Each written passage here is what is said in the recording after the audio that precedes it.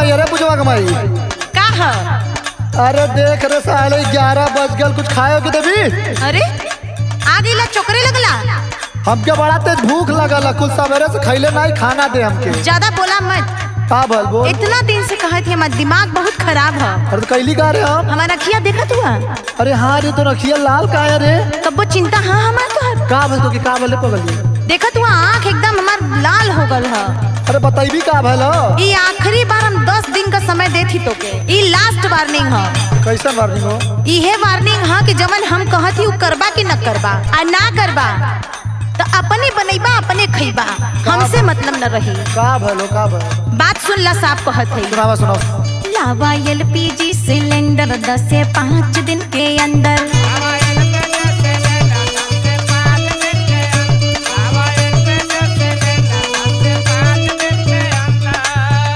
लावा LPG cylinder 10 से 5 दिन के अंदर, ना तो फूट जाई आंखें हमर धुआं से।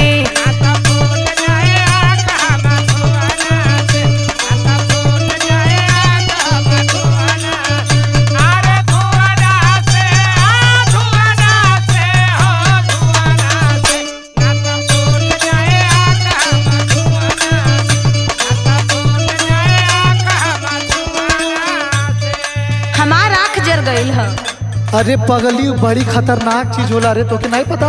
हमके उल्लू मत बनावा। अरे हम हमार बात सुन। अच्छा तो से चली ना सिलेंडर, जो कर सिस्टम बा डेंजर।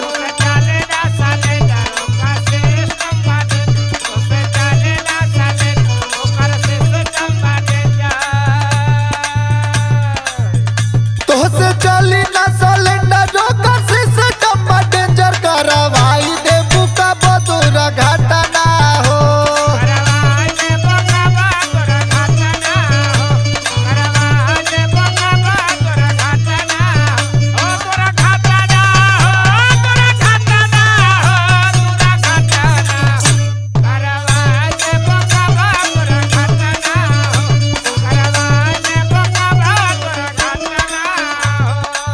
देखा, हम तो हर बात सुन लेली।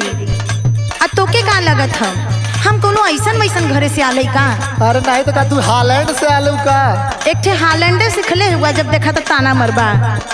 अरे बात के समझल जाला, हम अपने घरे में कुल चीज देखले है। तोके का लगत हम अपने घरे का कुछ देखले ना है?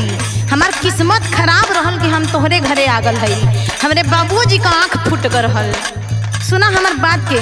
सुना सुना सुना। कई नई हरे में ऐस बाटे, एसी कूलर गैस।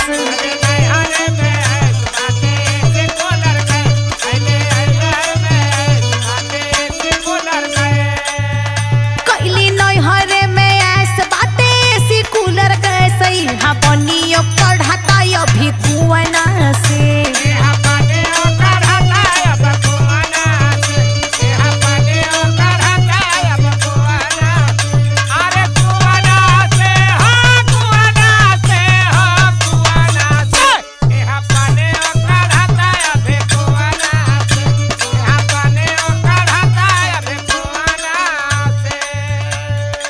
किस्मते फूटल है, नहीं तो हम यहाँ ना आती। हमके ये नाम पता रहल कि अभी तो लोग कितना पिछड़ल हुआ।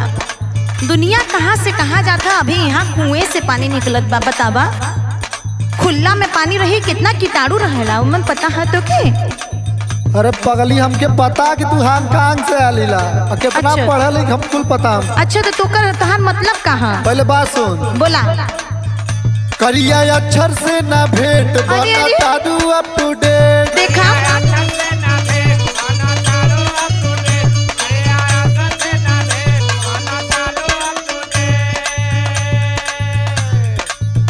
करिया अक्षर से ना भेंट, बना तारू अप टू डेट। एडवांस बतियावा जानी आता ना हो।